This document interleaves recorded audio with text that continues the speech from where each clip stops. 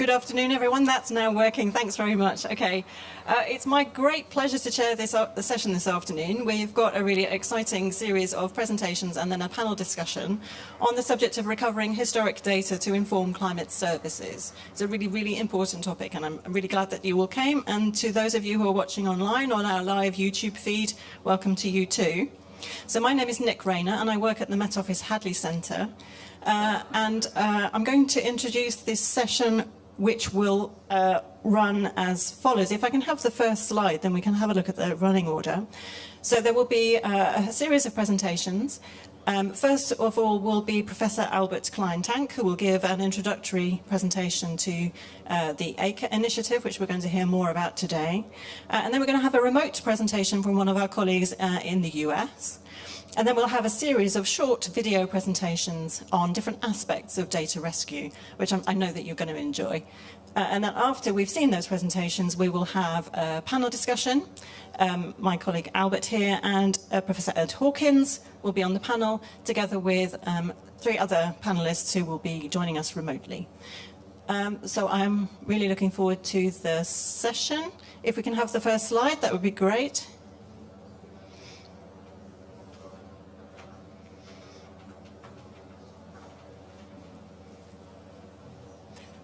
The one prior would be fantastic, just to remind ourselves of the running order. There we go. So these are the people that you will hear from. So they are Professor Albert Klein-Tank, Dr. Laura Slavinski from the University of Colorado, Dr. Philip Brohan, Lyndon Ashcroft from the National Australian University, Fiona Williamson from the National Management University of Singapore, Drew Laurie from the National Institute of Water and Atmospheric Research, that's NIWA in New Zealand, and then we'll move on to the panel discussion. So, without further ado, I'm going to hand over to Professor Klein-Tank. Okay, good evening, and thank you very much for joining this session, and thanks, Nick. And in particular, thank you for giving me the opportunity to introduce the topic of data recovery and data rescue. It's really a topic which is close to my heart. And actually, I must say that I've worked in this area for quite some time, but that was long ago. So that's also why I need some notes to really introduce the topic. But it's also, I think it's good because I will try to provide a wider perspective, and the other presentations will go more into detail. So let's first of all tackle the question, why are we interested in recovering historical data? Well, I think for everyone here it will be clear that we need historical data to be able to monitor climate change. But it's really in the context of COP, there is also a need for historical data for supporting climate action and solutions. And I think that's sometimes not really, well, it's underestimated. In particular at the local scale, you really need historical observational data. Just to give you one example, if we want to assess and to adapt to risk of extreme events and extreme weather events. Of course, when it's about future extreme events, we will look at climate models to assess the risk of these events. But for current risk of extreme events, we rely on observational data. So there is really a need to be able to have long observational records to assess these risks. Are these data available? Well, when I worked in this field maybe over 10 years ago, I visited experts working on this in Indonesia, in West Africa, in particular the Gambia, in South America, I was in Ecuador. Really experts working on data recovery, data rescue and digitizing data. And I think that is sometimes also underestimated. There is a wealth of data still available which we can still digitize, and there will be examples later on. Just to illustrate the problem, I think, is if you look at data void regions on global maps, these are all over the place. If you look at the recent IPCC AR6 report, the detailed data required for assessing changes in extremes are not available in many parts of the world. And I think that that's really, the situation can be improved, and data recovery, data rescue will do this. So who is doing the work? I did mention the National Weather Services in some of the areas that I've been, but it's not only the experts in the National Weather Service, it's increasingly university scientists working on this topic. And there's actually an example sitting next to me and will be introduced in the panel, Ed Hawkins, working on this. I think it's also libraries who are really keen to develop this, given their records in the library. Let me introduce someone, a colleague of mine, who has coordinated this work on a global scale over the past 14 years. So Professor Rob Allen, and he will be with us later on in the meeting online. He has really been instrumental for this work. He has coordinated the project, the ACRE initiative, and ACRE stands for Atmospheric Circulation Reconstructions over the Earth. And that is really a grassroots, a bottom-up initiative, bringing together these different local initiatives on data rescue. So when I come to the next and final slide, what does ACRE really do? Well, this diagram shows that ACRE has 3 components. So it's all about data rescue, but it's also about, in the middle, reanalysis and applications on the right-hand side. Data rescue, I think, is for most of you maybe clear that it's about recovering data, imaging, scanning, digitizing, curation of data, and it's all with the aim to go as far possible, as back in time as possible. It's not only the land terrestrial data, it's increasingly the marine data. There were sessions earlier today in this pavilion emphasizing the need for early marine observational data. So we will have examples of this work, of the data rescue work later for different regions of the world. The good thing is that the ACRE initiative that Rob Allen is leading is bringing these data together in international repositories. So these repositories can then really be used for the next step. And the next step is reanalysis. And there will be a full presentation following mine on reanalysis, so I won't say much.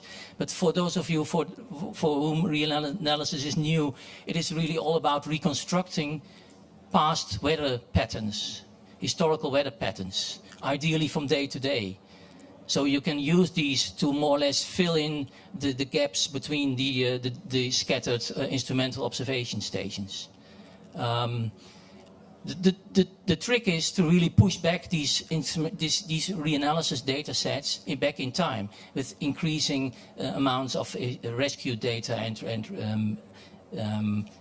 recovered data. Okay, and then finally, and then I'll finish, the applications at the right-hand side. Well, clearly, most of the applications are using in the physical sciences communities. And you see here a list of examples where Rob Allen in the ACRE project has worked with. But there's also some increasingly also from the social sciences and the human sciences. For example, there is a new project on climate histories using stories from the past and connecting this to weather data in the past. And I'll leave it here as an introduction and give the floor back to Nick Rayner. Thank you very much. Thank you, Professor Albert Kleintank, who is the director of the Met Office Hadley Centre. Thank you for that very helpful introduction. So we're going to move on now to hear from Dr. Laura Slavinski, who is from the University of Colorado and the NOAA Physical Sciences Laboratory in the United States. So we'll just give a minute. Laura, welcome. Thank you. Laura, that's fantastic. Looks like you're queuing up your presentation. That's brilliant. So whenever you're ready, please give us your presentation. Thank you very much. Perfect, thank you. My name is Laura Slavinski. Today I'll be discussing the 20th century reanalysis, which is an effort to create a long-term record of weather and climate, and one that relies heavily on data rescue efforts, including the ACRE initiative. So first, as some background, we know that climate studies require long-term, consistent records. We have several options for achieving this. Climate model simulations can generally capture long-term trends and variability, but they can't capture specific weather events since they don't use instantaneous measurements. They can project into the future, though, which can be quite useful.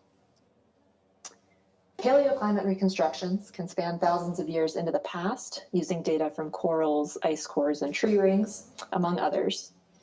They are more measurement-based than model simulations, but they also generally can't capture specific weather events. Instrument-based observations, on the other hand, can capture those specific weather events, provided the instrument is located in the right place. Obviously, these data sets are limited to where the instruments were located, so they're incomplete in space and time. So we need something to fill that gap, and this is where a data set called a reanalysis comes in. Reanalyses can cover the entire globe, but are based on instrumental observations, and these provide a link between paleo reconstructions and climate model projections. Now, the 20th century reanalysis is one of these data sets, and it's a special one because version 3 of this data set is the longest instrument-based reanalysis out there right now, providing 200 years of weather. This history of weather includes temperature, wind, precipitation, humidity, and many other variables from the ground up to the top of the atmosphere, as well as their uncertainty as measured by 80 different realizations. It provides these variables over the entire world every 3 hours from 1806 to 2015. And finally, this data set is publicly available for anyone to look at, download, or run their own research projects with.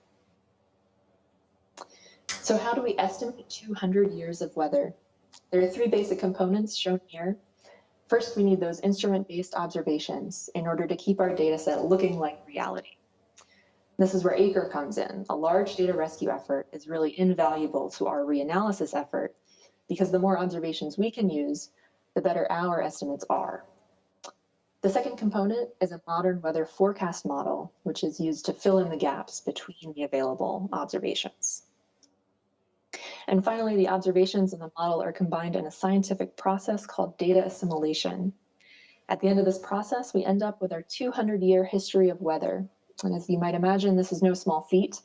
Generating this data set took 600 million CPU hours on NOAA and Department of Energy supercomputers. And in the end, we have 21 petabytes, 21 million gigabytes of data. So as I mentioned before, reanalyses can provide an instrument-based link between the paleo reconstructions that look thousands of years into the past and climate model simulations, which can be used to predict decades into the future. As an example, what I'm showing here is a version of the hockey stick that you might be familiar with. This is showing global air temperature anomalies. The paleo reconstructions are shown in brown, and the climate model projections, which are often used to influence policy decisions, are shown in red and orange. In blue and green are several other reanalyses, and in black is our latest version 3 of the 20th century reanalysis. You can see that it not only provides a link between the paleo reconstructions and the climate model simulations, but it can also be used to validate and verify both of them. And in particular, you can see that our reanalysis in black captures the warming trend that we're all familiar with and that's simulated by climate models. But I want to emphasize that our data set did not use any land surface temperature observations. So in other words, our reanalysis provides confirmation of warming independent of any land thermometers. So we saw that this reanalysis can capture large-scale, long-term climate signals, but one of its strengths is that it can also capture individual weather events, such as what I'm showing here, hurricanes.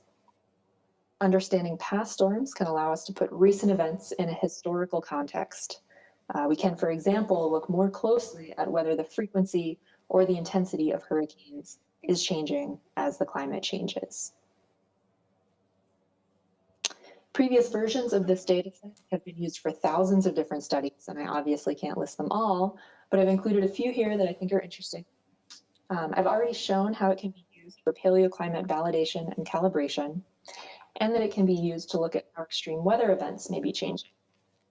It can also be used to look at weather conditions during particular historic events, such as the sinking of the Titanic, the Dust Bowl of the 1930s, and the warming of the Arctic in the 1920s and 30s. But this data set is not just about looking back at the past, and this is what I've highlighted in green. Understanding the past also allows us to better predict and prepare for the future. For example, understanding sea level rise and storm surges allows for better coastal defense planning. Knowing the history of wind and solar droughts and how they might be changing is necessary for renewable energy planning. And insurance and reinsurance companies are quite interested in the history of extreme events in order to develop their risk assessments for the future. Our reanalysis has also been used to study the historical risks of wildfires and variations in forest productivity, both of which are quite relevant today. So hopefully I've provided an idea of what the 20th century reanalysis is, what it's used for, and how the data rescue efforts, particularly from ACRE, are invaluable to us. Once again, for access to the data, visualization tools, or references, please visit this short usa.gov link, and thank you for listening. Thank you very much, Laura. Thank you. That was a really helpful introduction to reanalysis and what we then do with the data once it's rescued and how it can be used to improve it. Thank you for that. So next in our schedule is a series of short presentations which you will see in video form. These come from 4 contributors and they go through different aspects of ACRE, different regional foci, and different ways, different parts of the process. So first of all, we will hear from Philip Rohan, then we will hear from Lyndon Ashcroft, then we will hear from Fiona Williamson, and then we will hear from Drew Laurie, who will be talking about use of artificial intelligence to help us to rescue data. Lyndon and Fiona will be talking about regional perspectives, and Philip will be giving us another sort of end-to-end perspective of what you can do with the data once you have rescued it and put it into the reanalysis. So when we're ready, we will see the video. In ACRE, our job is weather reconstruction, and our ambition is to work out what the temperature, the rainfall, the wind speed and direction, all the details of the weather was everywhere in the world. We don't do this for today's weather, we don't do this for tomorrow's forecast. Our interest is in historical weather. We aim to reconstruct this over past decades and centuries. Now, mostly in COP, you'll probably hear about future weather, about projections of what's going to happen in the coming years. But it turns out that projections on their own are not enough. If we predict 20 millimeters of rainfall or 20 meters per second wind speed, people will just ask, well, is that a lot? How does it compare with what happened last week or the most severe weather in our recent history? So to make sense of future projections, you also need the history, and that's what we aim to provide. And of course, we're not only interested in everyday weather, we're particularly interested in weather that hurts people, in severe storms, droughts, heat waves, floods. And this means we need to go a long way back into the past, because if you want to find the worst ever weather in a particular location, it may not have occurred for decades, it may have occurred decades into the past. And so we have to go all that time back in order to recover it. So let's look at an example. Come back with me, if you will, to the year 1931. And in 1931, it was a bad year to be in central China. 1931 is the year of the reference flood on the Yangtze River, which may have killed millions of people. Historians have studied this event quite carefully, and we know qualitatively fairly well exactly what happened. But if we want to understand it as a weather event, and to say, okay, what are the consequences of this? What can we learn from this for future climates? We need meteorological detail. We need to know exactly where the rain fell, exactly when, what happened. So we should look at this in our meteorological databases. So let's look in our database of weather observations. So this picture just shows you where there are observations currently available to science for the period around 1931. Every yellow dot is an observation that we have available to us, and places with no yellow dots, there are no observations in our databases. And China, in this particular period, is a problem. No observations are available. So, if we wish to reconstruct this particular severe event, then we obviously need to improve this. And one thing we can do is we can say, okay, let's improve this database. Let's go out there and rescue observations. There were observations made in this region, in this period. They're not available to science. They need to be digitized, systematized, added to databases. And we can do that. But we can also try and be a bit clever and say, okay, can we use the observations that we have in a more efficient fashion? What can we say about the weather in China from our observations in Siberia, in Central Asia, in India, in the surrounding oceans? And that's the domain of reanalysis. So if we take these observations and a very powerful model of how the atmosphere works, we can make a reconstruction of the weather of 1931. This is model output constrained by the observations that we have. And you can see very clearly here, I hope, the weather. You can see the green strands of rainfall sweeping through, the red and the blue give you the temperature variability. And you can also see that a large fraction of this image is covered by grey fog. I like to call this the fog of ignorance, and it marks the areas where our reconstruction is very uncertain. We need not only a powerful model of the atmosphere, but we also need observational records to constrain it. So, over a large chunk of the world, we have no observations, our model is unconstrained, our reconstructions are quite uncertain. But China, in 1931, is much more hopeful. We have enough observations that there is reasonable skill in the reanalysis at this point. So we can hope, actually, to do the reconstruction and learn what we need to know. So, I'm not going to go through this in detail, but this is what we output from this reconstruction.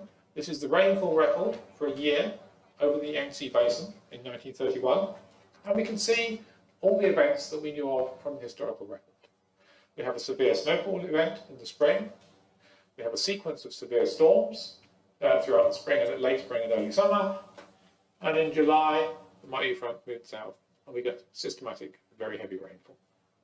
So actually, reanalysis, coupled with what observations we do have, allows us to study this event and reconstruct it. So we can understand what happened in this most severe of Yangtze floods and start learning lessons about what conclusions we can draw about future climate change risks from this event. So we'd like to do this, not just in China, but all over the world, all sorts of severe events. And to do that, we need to be able to do such reconstructions everywhere in the world over a long period. So this is just a reconstruction showing where we have good reconstructions and where we don't. So I'm going to step this back in time. So we're starting in the late 20th century. We have good reconstructions in most places in the world, except possibly in Central Africa and the Amazonian basin, as well as Antarctica, which are very difficult to get observations from. But as soon as we step back into the 1940s, into the first half of the 20th century, we lose a lot of signal. A large quantity of the global south becomes very uncertain, because essentially we just don't have enough observations to constrain our models. And as we go further back to the beginning of the 20th century and even into the 19th century, we lose more and more of the signal. We still have useful information around the Atlantic, but over much of the rest of the world, it's very difficult to do the reconstruction. So a large part of the work of ACRE essentially looks at this and says, okay, this needs to be improved. We're in the business of fog removal. We'd like to remove all these areas of uncertainty fog and replace them with new knowledge. And that's why we have so many chapters spread around the world, each one devoted to rescuing observations from their local area, extracting them from the archives, making them available to science.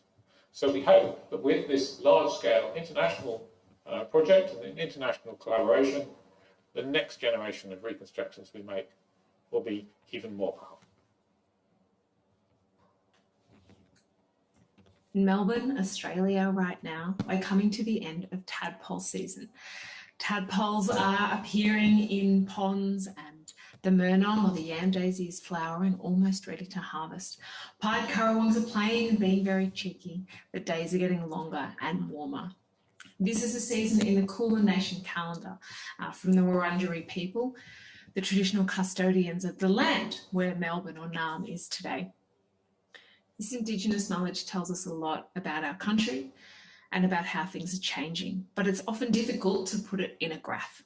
So at Aker Australia, we try to use long-term instrumental weather observations from European colonisation to the present day to try and understand long-term variations in weather and climate. Aker Australia contributes to the global effort to rescue historical weather and climate data by improving our understanding of the weather and climate in the driest inhabited continent on Earth and the most vulnerable developed country to the impacts of climate change. We are a land of droughts and flooding rains here in Australia, but we don't know a lot about the droughts or the floods that occurred before about the 1900s. The work we do, we have rescued weather observations dating all the way back to European colonisation in 1788. We've recently rescued data from the western part of Australia in Perth, the far east, down in Tasmania and in Adelaide as well, pulling together almost 200 years of daily information about temperature, pressure and rainfall that improves not only the understanding of Australia's climate, but lights up our understanding of the whole Southern Hemisphere. With the other ACRE chapters, we are really here to help uncover the climate of the past, using archives from libraries, from attics, from people's cellars, from all over the country and all over the world in our case. We use weather observations from explorers, from astronomers, from clergymen, from farmers, and we piece that information together with documentary records to show that heat waves are becoming more extreme in Australia, that snow events are happening less frequently, and that recent droughts are very severe, the most severe in some cases since European colonisation. Our work with ACRE Australia and the global ACRE chapters help us really to understand the climate of the past so we can help prepare for what lies ahead.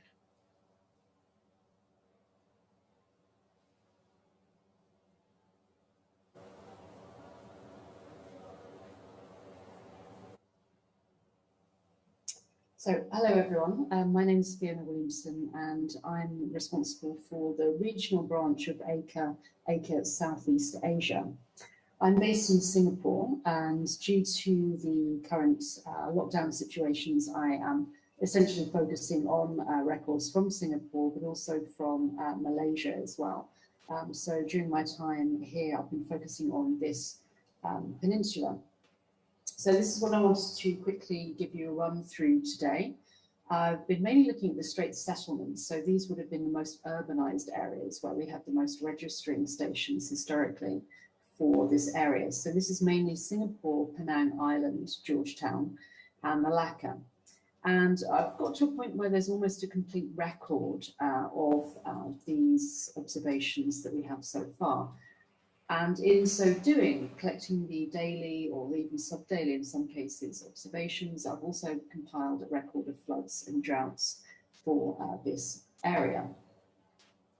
Most of the instrumental observations cover the period of British colonial rule. So from the very late 18th century in the case of Penang to 1819 in the case of Singapore. And they're housed all over the world. Some of them are in the UK, some of them are in Singapore, some of them are in Malaysia, but they're also published, a lot of them, scattered in different types of journals, as well as in the different archives and libraries in these three countries. So just a very brief rundown of what we have. We have, from 1786, we have observations of, narrative observations of weather and wind from Penang Island.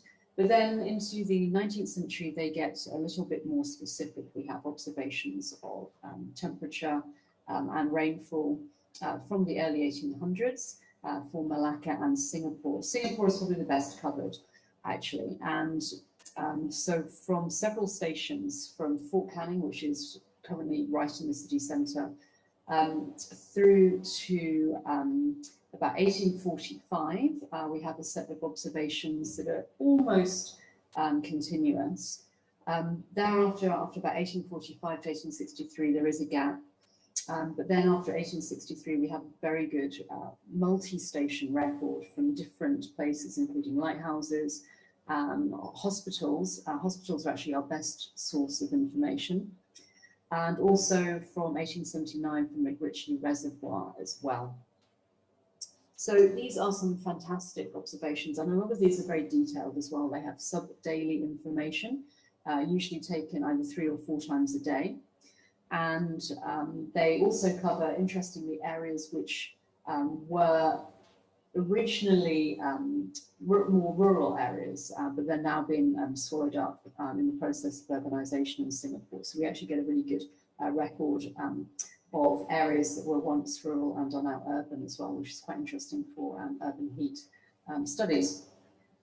As I said, the hospitals are some of the best sources of information. These are some of the most comprehensive. From about 1869 right through until 1920s, we have observations from both the convict jail hospital, which is at Bras-Basas, right in the city centre, and also Kandan-Kabah Hospital, which is slightly to the east of today's city centre. And these are an absolutely fantastic set of sub-daily observations. So this is Singapore, and most of these are actually imaged or digitized. I've been undertaking the process of actually getting most of these observations digitized. So these are the ones that we have. For Malaysia, again, Penang Island is probably one of the best places, mainly because this was kind of the second largest settlement. So there were hospitals there as well. And again, it's from the convict hospital and also the district hospital we get the best sets of observations. Similar time period for Singapore as well. So mostly from the 1880s through to about 1920s. And so, yeah, these are our best sets of information. Interestingly as well, though, we also have from Singapore a fantastic record for Christmas Island as well, because Christmas Island was at this stage actually under British colonial rule and part of the Straits Settlements under the administration of. So we have this amazing record, 1901 to 1952, most of which actually have been recovered. So that is pretty much what we have for Singapore and Malaysia. In future, I'm hoping to try and get some of the more rural areas, rural stations, imaged and digitized as well. They're not quite so easy to get hold of, but I'm trying my best. And so this is where we are at the moment. And most of these observations, if you wish to have a copy, they're freely available. So please ask them. Thank you very much.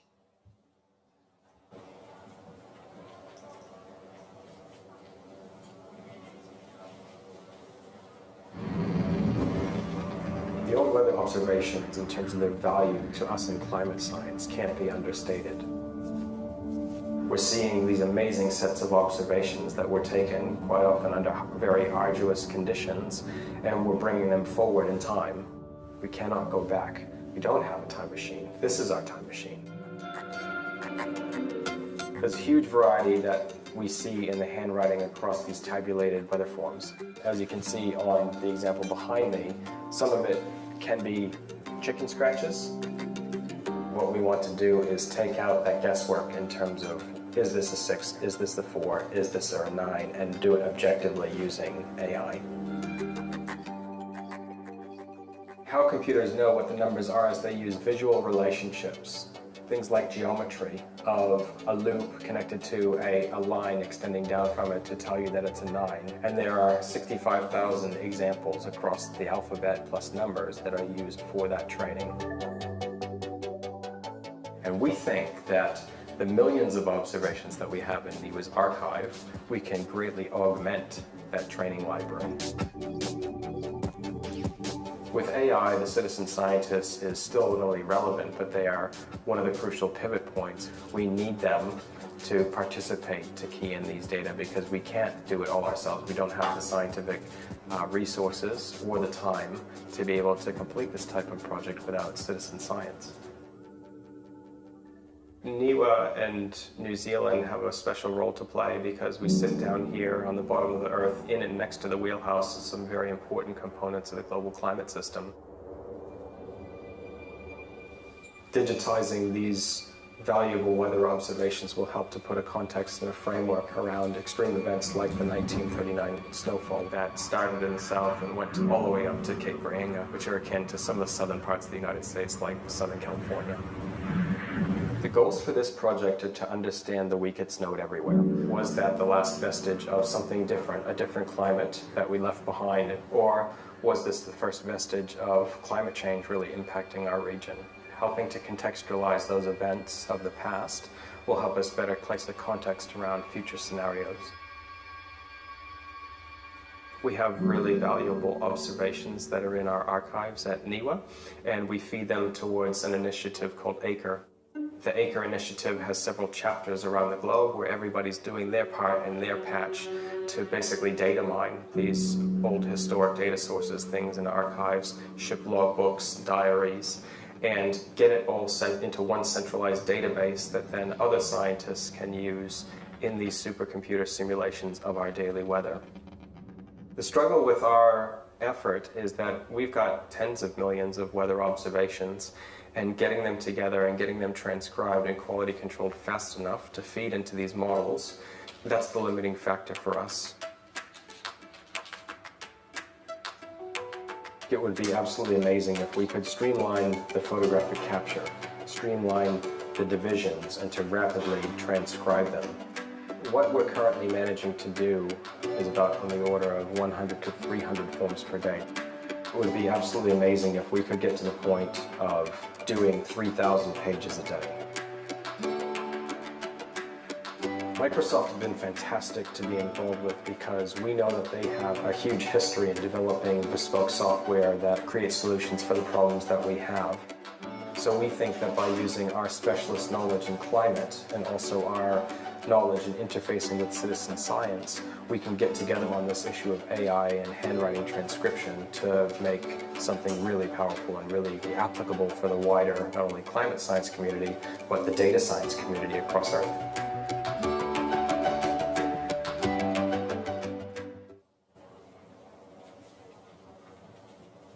Hey, there you go.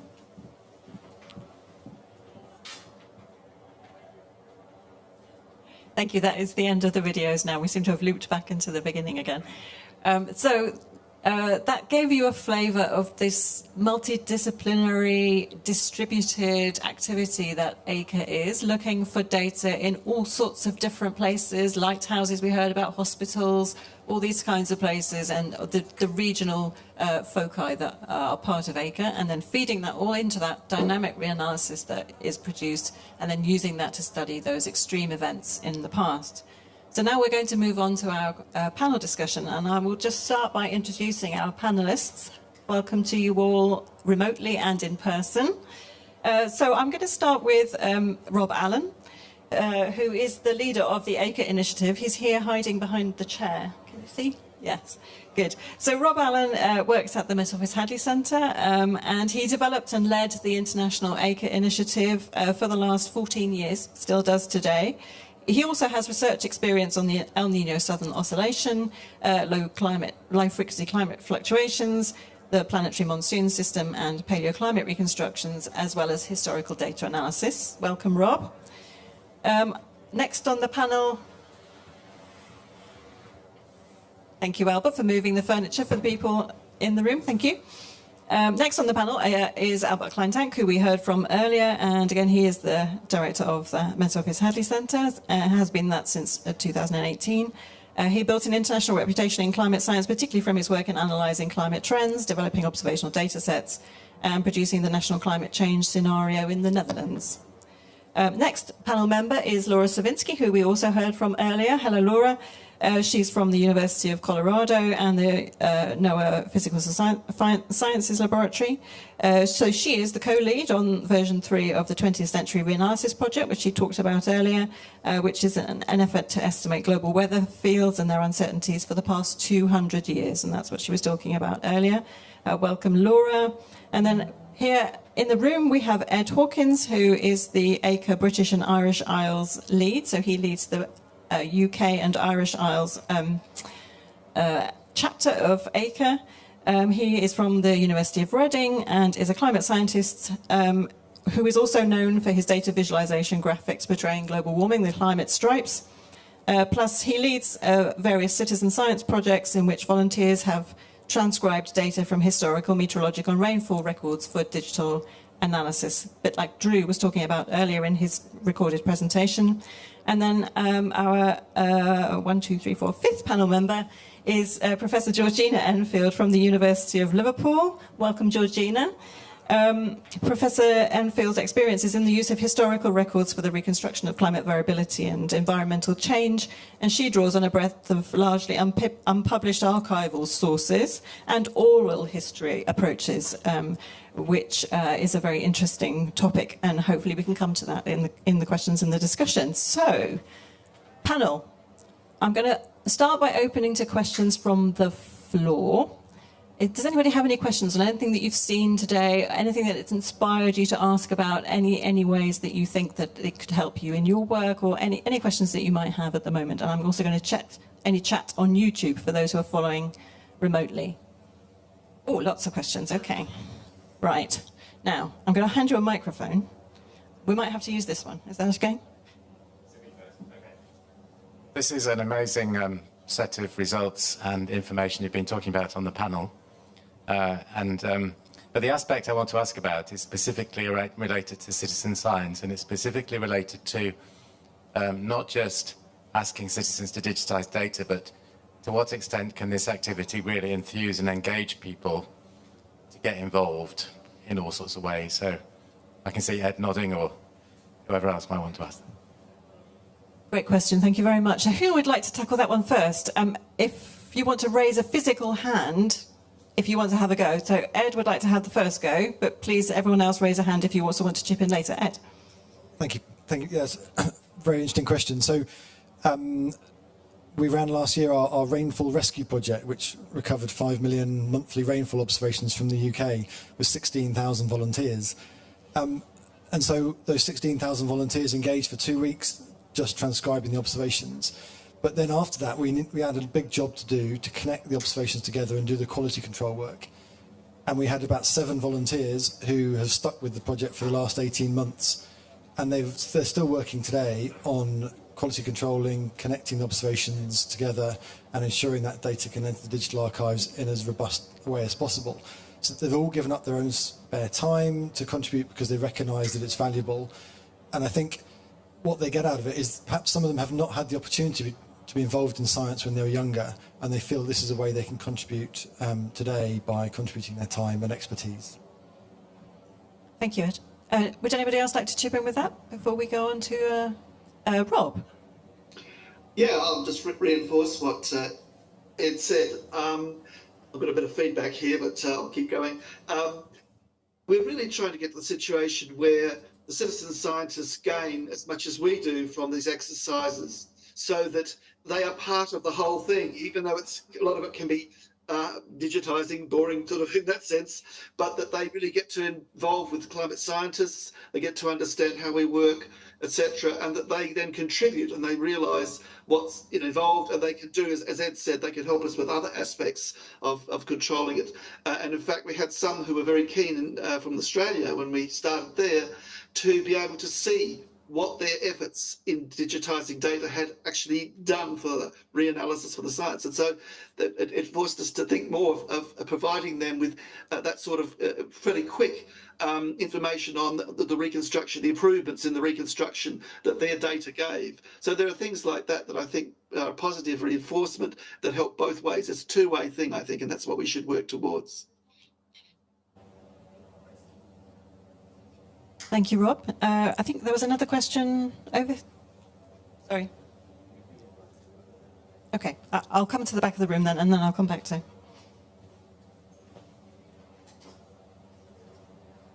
Hello, just a question on the data rescue in terms of citizen science.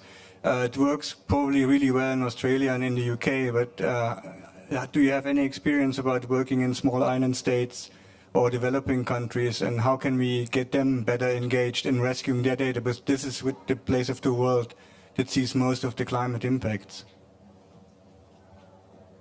Great question. Thank you very much. Who would like to have a go at that one? Rob? Yes? Thank you. We would very much like to get more involvement around the world in the citizen science sphere. One of the ones I can think of at the moment that's sort of not quite into developing countries yet, but our colleagues in ACRE Argentina have just launched, or about to launch tomorrow, I think it is, their effort on data rescue as part of ACRE. And that will be not just in English, but of course in Spanish. And this is our first ventures, I guess, into other languages and things like that.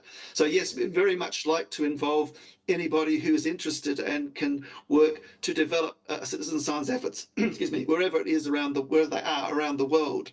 So I hope that sort of is an encouragement to people to talk to us and others about how this could be done. Great, thank you, Rob. And how do people get in touch with you to register their excitement and interest in getting involved? Well, I think that if you look on if you go onto the ACRE website or contact me, you'll find my contact details there, or can they be given out after this? Then yes, I can channel all this and get things happening, and be very pleased to. I mean, that's my job. I think keep all the balls in the air and keep them linked up and moving forward. Great, thank you, Rob. Who else had a question? I'll just come to him, and then I'll come to you. Okay, thank you. I've got a couple of questions. The first one is a quick one for Laura. The Southeast Asia rescue effort. You're getting the data from Singapore, but also from Malaysia. Have you tested to see whether just a single data set, one of those two data sets, has the same effect as both? If you add in the second, I'm just wondering whether you can use that to calculate the how much value you get just from a single data point in a relatively data sparse area. And the second thing, also, just a very, very quick question, which is just to sort of just repeat what Peter said, which is this is an amazing initiative. And the work that Rob and all of the people have done in this is unbelievable. It really, really is. And I'm just wondering whether the point about is this on a good financial footing now, because I know this was something you mentioned previously. I'm just wondering whether you have any comments about whether it's actually moved onto a better and a good footing at the moment. Thank you very much. That's a two-part question. So should we come to the first one first? How do you and can you quantify how much impact a single data point has, Laura? Yeah, so we have a few ways that we can do that, and I think Ed might want to mention some of that too, because he's worked on some of this. So we bring in the observations into the reanalysis as we're running it, and that's a very large effort. So it's very difficult to rerun, say, 200 years, as the 600 million CPU hours kind of alluded to.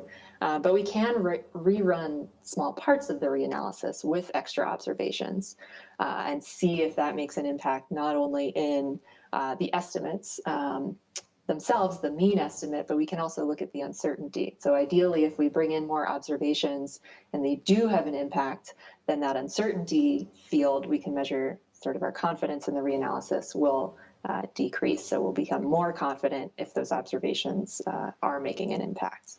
And conversely, we could use those observations for independent verification. If we didn't rerun our reanalysis, we could just compare what our reanalysis estimates to what those observations say, and then they would be sort of independent comparisons.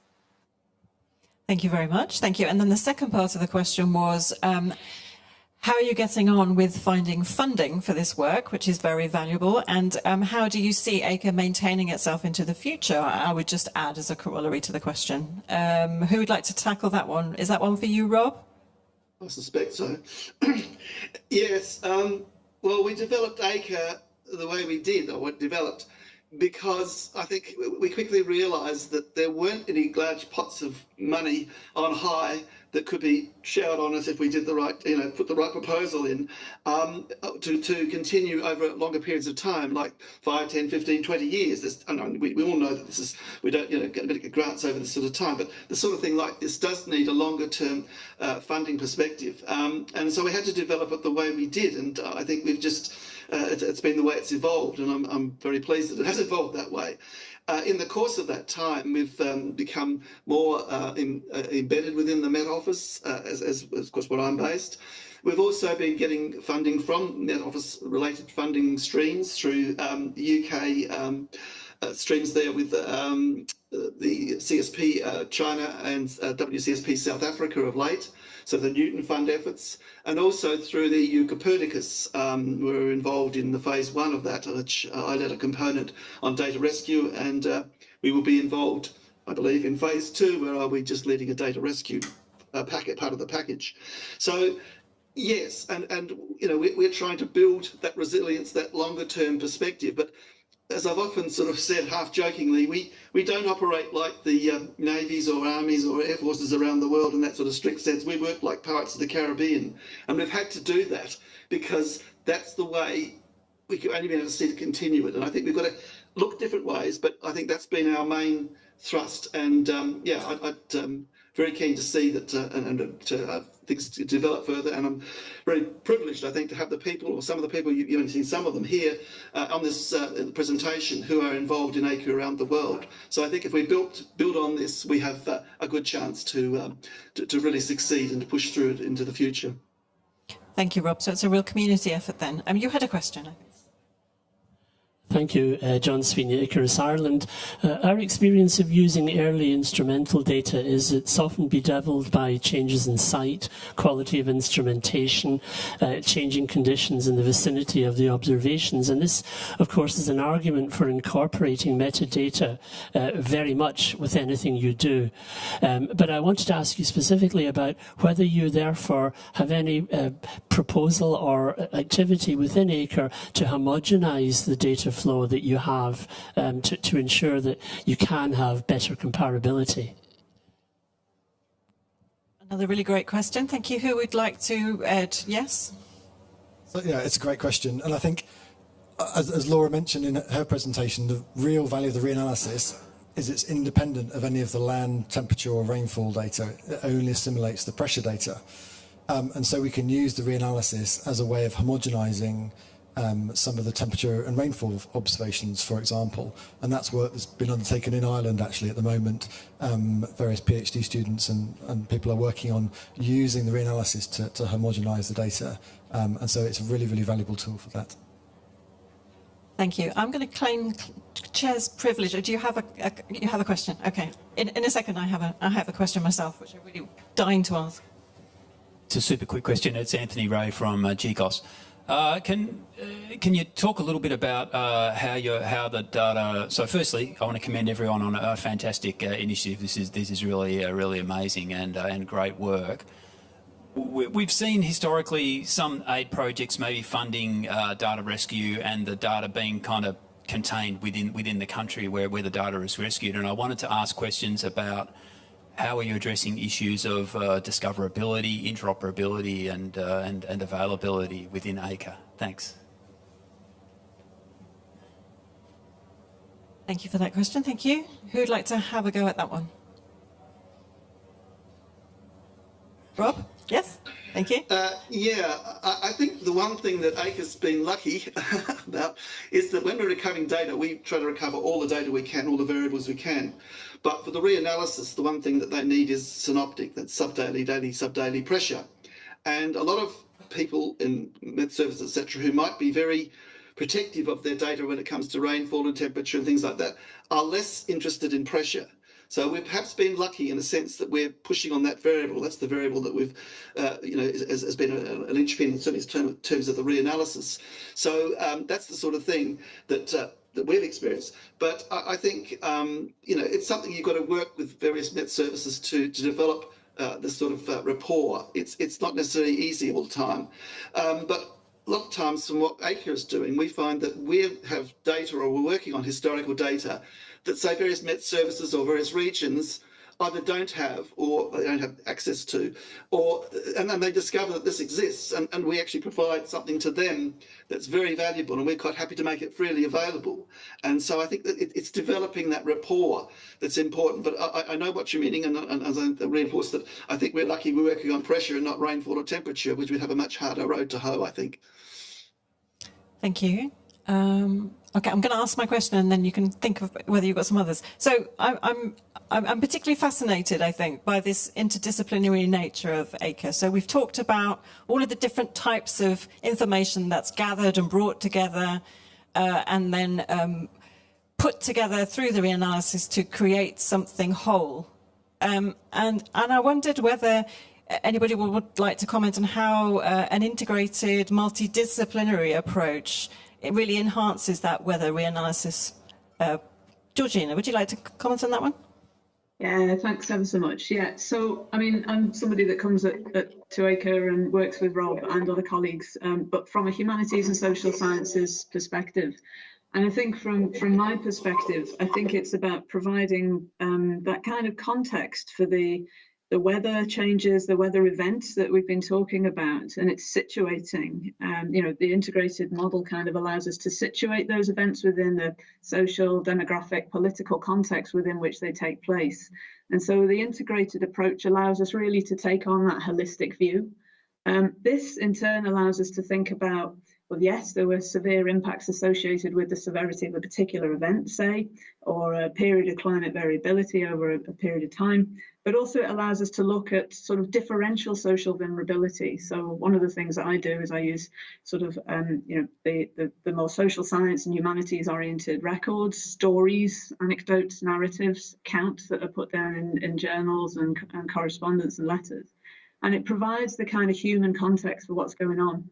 You piece all this together, you've got your records of change from a weather perspective over long periods of time, but you've also got records of human reactions, responses, behavioural changes, trajectories of vulnerability, trajectories of resilience. And so that kind of long view provides us not just with the climate stories, but the stories of, you know, the human climate stories, if you will, the way in which people have been affected and responded to that variability. And so I think that holistic integrated approach is something that I've certainly benefited from, but I'd like to think that we get those more holistic stories as a result of bringing these disciplines together. That's great, thank you. I think Ed also has a thought on that question. I'd just like to add then, so Julian's absolutely right, I agree. So one particular case study event that we've focused on recently is a big storm in 1903, which hit the UK and Ireland and caused amazing amount of damage. And when we looked at the reanalysis of the storm, we weren't sure whether it was representing the event accurately or not. But when we looked at the photographs that we have of the damage of the event, and we checked with the documentary evidence that we have about the severity of the event, and the lifeboats that sunk, for example, all these types of information told us that our reanalysis was not representing the event accurately enough. We didn't have enough data. So we went away and got more data and then reran the reanalysis, and then the wind speeds, when we added in the extra pressure data to constrain the circulation, the wind speeds increased to a level at which we know could have caused the damage that we have the photographic evidence and the other documentary evidence that occurred. So now we have great confidence that we've got a credible simulation of this very extreme storm that happened in 1903, and we haven't had a storm quite like it since. It followed a different track across the country than any other storm since that time, and so the insurance companies are then interested in knowing more about that storm, and I think this is a way that we can get extra funding, for example, is showing the value of what we do to businesses, to insurance companies and water companies, and I think that's the way we need to move forward. That's really great, thank you very much. So I have another, yes, please. B. Burks from Marine Scotland. My question is around weather attribution and the role, how the interlinkages between this work and weather attribution studies. A lot of the recent extremes, we've done attribution studies to see how much more likely they are under climate change. Have you looked at how attribution links to some of the historic storm events you've now improved your simulations on? Thank you very much, that's a great question. Would anybody on the panel like to tackle that one? Ed? If I'm allowed. So thank you, Bea, it's an excellent question, and that's actually what we're doing right at the moment. So the principle that we're adopting is that, yes, we've had these very extreme events in the past. So, for example, the wettest month the UK has ever experienced is actually October 1903. And that had a particularly unusual sequence of storms that hit the UK and dumped lots of rain. So the question then immediately is, well, what would that event look like today? And this is kind of a reverse attribution, taking that event and moving it into the present. And so we're thinking about different ways we can do that at the moment. and use the reanalysis as a way of representing that event in the modern period and in the future period to learn how that event would look. And so it's swapping the problem around. I think it's a really novel thing that we're going to do next. Great, thank you very much. Other questions? One more. Okay, great. Coming back to my earlier question, but just thinking ahead, so ACRE is obviously very active in in the Western world.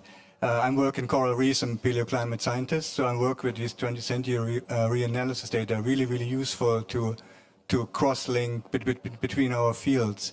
Would it be an idea, we are 2 weeks here, we have all these representatives, there must be scientists from all these countries, to organize an ad hoc webinar or some kind of meeting to get these countries involved and show them the information that you just presented, because as you can see, there is nobody here from these countries. So, at least, sorry if I misinterpret some faces, but it would be really great to have this effort wider advertised to get them involved and widen the network. Thank you very much for that question. So, while it may not be possible to create an ad hoc webinar, although I think it's a very good idea right now, does anybody want to comment on the international context and how we promote the effort more internationally and get people involved, perhaps by sharing the kind of information that you've chosen? Albert? Yeah, thank you for your question. It's really good. I think one element I wanted to stress is that we really need to work with the in-country experts, because they are the experts on the observations, in particular when it's land observations, but even for ships and for marine observations. I think it is crucial that we do work together, and that's where I think also answering one of the earlier questions on what is the value, what is in it for them, and what is in it for other countries. I think if it's more the end-to-end approach that ACRE is recommending, then there's lots of potential climate services which can be developed on the basis of data rescue and improving the data record. So I think there is, in that sense, more or less a win-win situation potentially. We do have examples for many of the regions that I mentioned that I've worked in, and I think this has developed in ACRE as well. That's great, thank you. We're actually out of time, but I can squeeze one more in if that was... No, it was just actually a response to that point there, which is that a few weeks ago, as an example, some of the UNFCCC processes were asking for an update on the science coming out of AR6, for example. So this was where a working group was actually asking for some input. So I think, there's a big effort in Subster around systematic observations.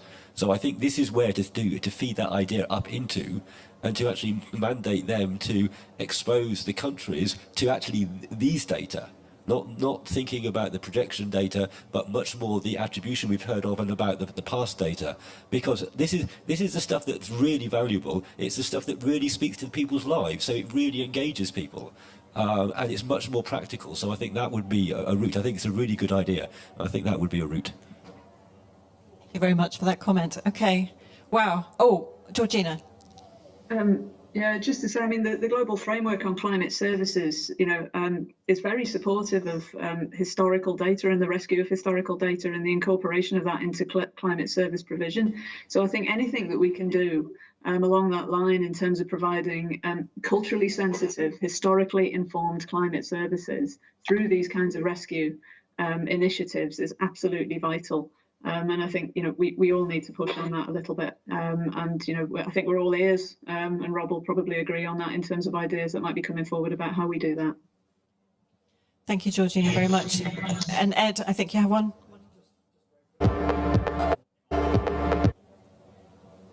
There is one example. We have, I think it's 9 million images of data just from Africa sitting on a disk to be looked at. And so there are enormous opportunities there right now, but also every country you go to, there are enormous archives available.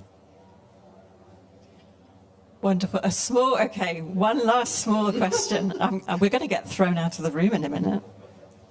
So we heard before about the recalcitrance of some Met services from Rob about making their data available. I just want to let people know that 2 weeks ago, 193 WMI members signed up to a new data policy, and that data policy says that if you have historical records and they're digitised, they shall be shared with the other members. So, I mean, that's the step forward, and it will obviously take some time for us to realise that, but the intent is there from the WMI members. Thank you.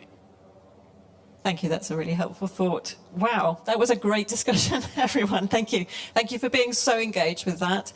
So you guys remote, I don't think you can see, but we had almost a full room through that. So that was a really great discussion. Thank you.